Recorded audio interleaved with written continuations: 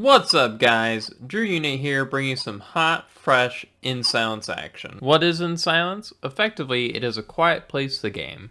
And that's the long and short of it.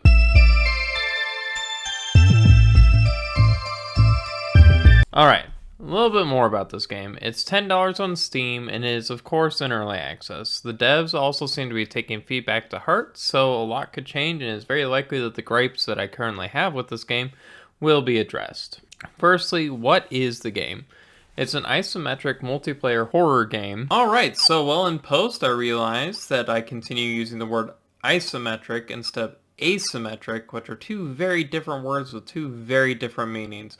And I will likely continue mixing the words up for the rest of the video, but I do mean asymmetric as in 1v4. One person plays a monster, or you can set it to be the AI and everyone else plays as a survivor.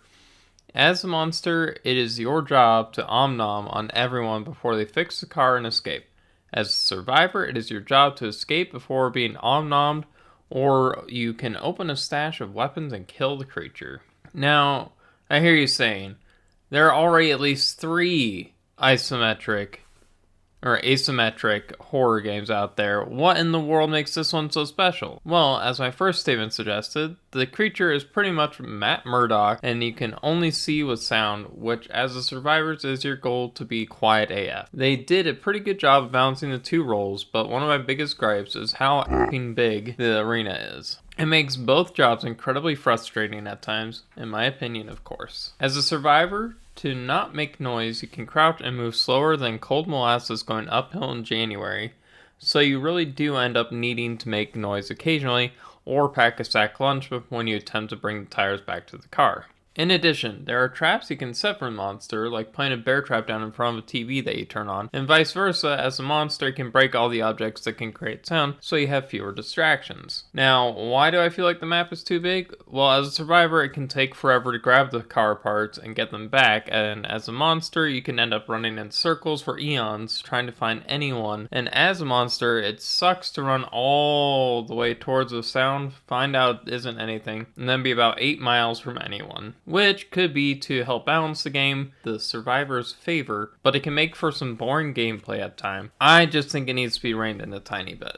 That's all. So how is the game? The graphics are actually really good in this game. It looks great and the monster, the rake, is terrifying. Absolutely disgusting with its missing jaw and tentacle hook arms. In addition, everything looks like it should and there are some pretty neat effects like dust settling in the light and things similar to that. Now, if you're playing as the rake, none of that matters. It's all dark or red and only red. But that's kind of the point. Sound design in this game is pretty okay.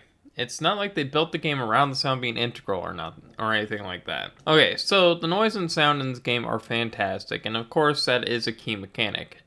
Never has a squeak of a teddy bear made my heart stop until I played this game. In addition, they have a local chat option, and it's very similar to Phasmophobia in that you have to be close to the person in-game so that they can hear you. But the coolest part is the monster can hear you too. So if you speak to your fellow teammates, it may in fact get them killed. It's a solid rad out of cool in my book. Alright, so is the game fun? Yeah, it's a blast to play with friends. Both sides are fun to play on.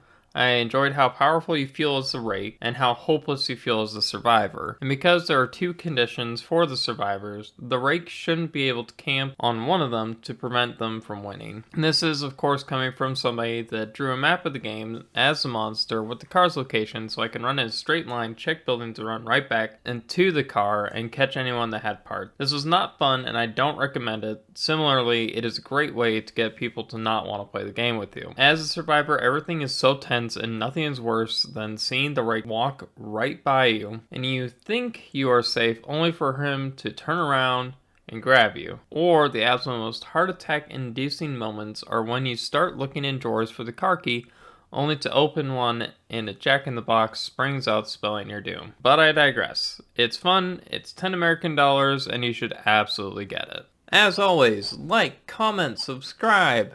Thank you for watching. Take care. Hey guys, Drew Unit from Drew Unit Gaming here, letting you know that on Halloween at 8 p.m. I'll be streaming my favorite horror game, Fatal Frame 2.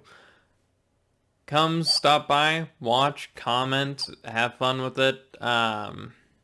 It should be a good time. Since you can't go trick-or-treating because of the corona, why not come watch me get scared? All right.